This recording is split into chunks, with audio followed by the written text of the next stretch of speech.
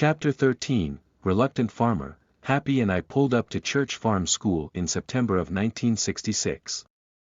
It was a country boarding school located in a little town called Powley, about 30 miles outside of Philadelphia. The school property was surrounded by farmland. The main campus had well-maintained sports fields and tennis courts. We drove up to the main building, where we were met by the headmaster, Charles Schreiner. He introduced himself and I asked, "What is this school for?" He replied, "This is a college prep school. But we run things a little differently." I thought the words college prep didn't seem so bad, so I nodded. "You will have 4 hours of school every morning. Then in the afternoon you will do 4 hours of farm work." Farm work? I looked at Happy. He shrugged. "What do we do on the farm?" I asked Mr. Schreiner. "You take care of pigs, chickens and cows, and when they are all attended to, you follow the hay truck, and toss up the bales as the truck goes by." That sounded horrible, nothing like what I expected at a college prep school. I'm sure my face showed my annoyance. "Find your cottage across the highway," he said. He pointed down a lane that was surrounded by trees. Happy and I walked to the path and found an older student, who showed me to my cottage. It was a white, 2-story building with brown accents. Inside, the common area had hardwood floors and white walls. There were no decorations, only institutional-looking rectangular sofas with matted fabric and wooden armrests. The older student showed me upstairs to my room, which was tiny, about 4 by 6 feet, in which to fit a small bed and dresser. It was like Woodmont in a way, but with no picture of Father Divine and no view of peacocks or the rolling hills of Gladwine. It seemed more like a prison. There were 12 boys in my cottage, all headed into the 7th grade, like me. That first day some of the boys and I got together in the common room to try to figure out what we were doing there. "What is this place?" I asked. Each boy in the circle shook his head. None of us knew exactly what the school was.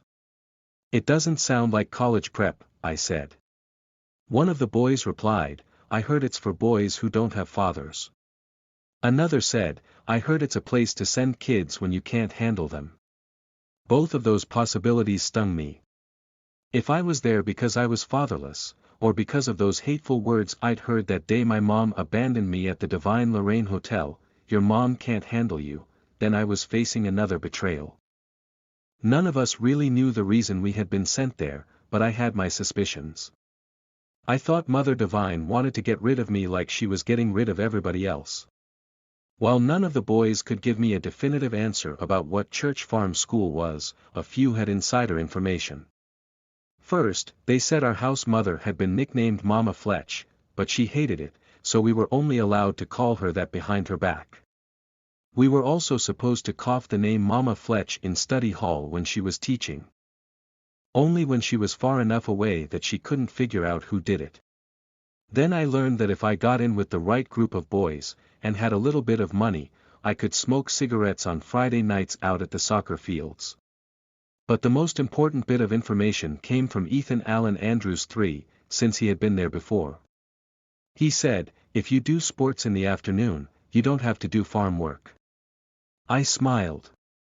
I had been great at sports at Gladwine Elementary. It was how I'd made all my friends.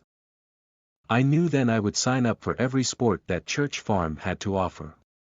That first semester I held my own. I was making some friends and settling into my classes, but my academics left a lot to be desired. I could excel in one area, though, in the great variety of sports offered on campus. I signed up for tennis, track and field, long jumping, high jump, javelin, discus, shot put, wrestling and soccer. I had inherited my father's athleticism and quickly moved up to varsity wrestling and junior varsity soccer. I was also in every event in track and labeled one of the fastest runners in the school. Thanks to all these sports, I thought, I had managed to get out of doing farm work. But when wrestling season started and I was moved up to varsity, I got a reality check. Coach took us out to the field and said, "The best upper body workout you can get is lifting 40 pounds over and over again and throwing it, until it feels like nothing.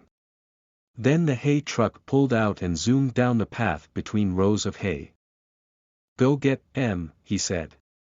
"If you miss the truck, you're going to have to chase it." We ran after the truck, grabbing bales by the twine and tossing them up to the truck's bed. My forearms burned, and my fingers hurt from the rough twine. When I missed a bale, the other boys would shout, "Gotta run." I would huff and puff chasing the truck. After a few practices, I really had it down pat and had gained the strength to grab the bales whole from the sides, not by the twine. Grabbing them that way, I could toss and run, keeping up with ease. One day a rainstorm rolled through, and I thought for sure we would get a break from tossing hay. No such luck. Coach said, "Still gotta get those bales." In the rain, the soggy bales were almost 100 pounds. At that time my wrestling weight was about 105 pounds, and there I was, tossing my body weight up onto a truck and running with it. I kept up better than anybody thought I could in sports and tossing hay. Some of the other boys, especially the older ones, didn't like it. One day, in between sports seasons, I was given farm duty. A few people were in charge during farm chores. One was Big Earl. He was a big, round man who wore dirty overalls.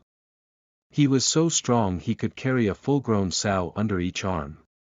If he got pissed at you, he would kick you in the ass so hard you'd go flying up in the air. Big Earl would tell you where you were going to work that day: pigs, chicken, or cows. The other adult in charge was Charlie Farmer. Specifically, he was in charge of chickens, and he wasn't much better than Big Earl. We used to joke that the CFS in Church Farm School stood for Charlie Farmer Sucks. After Big Earl gave us our assignments, he'd send us off to report to the juniors and seniors. They loved giving me and the other underclassmen the worst jobs. One day, a senior sent me to the coop to scrub chicken shit. It was a disgusting job. The coop was so hot it made my sweat run through my clothes. Chicken crap splattered all over me while I worked and my hair was filled with feathers. When I had finished scrubbing, I headed back to the barn to report to the upperclassman in charge that I was done.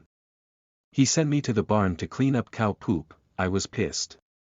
"Got a problem, scrub?" he asked, using the name the older boys had started calling me, especially when I bested them in sports. "No," I said brightly, holding back my anger. I didn't want him to know he was getting to me. I went to the cow barn and noticed somebody behind me. I didn't like people standing behind me. And I spun to see 3 seniors had followed me into the barn. "Get away from me," I said. 2 of them grabbed me and threw me against the wall, pinning my arms to the side. The oldest boy stepped forward and said, "You think you're hot shit, don't you?" I didn't say anything. Anger flashed across his face, and he pulled his fist back. He punched me in the stomach. I tensed up and the hit barely registered. After a season of tossing hay and all those sports, my stomach was all muscle. "Is that it?" I said. He punched me again and again, but a smile never left my face. In frustration, he reared back and hit me square in the face. It was so hard it knocked my head back, and my skull hit the wall. He'd hit a switch. Something superhuman came out of me, and I knocked the 2 guys holding me together. I screamed and must have put the fear of God into them because they went running. I chased after them and beat the living daylights out of them. After they were down, I followed the other boy back to his cottage. I bolted up the stairs to his room. Just as he was closing the door, I put my foot in the way and pushed the door open. Fear spread across his face, and I punched him, square in the eye, knocking him out cold. That was the last time anybody tried anything with me at that school.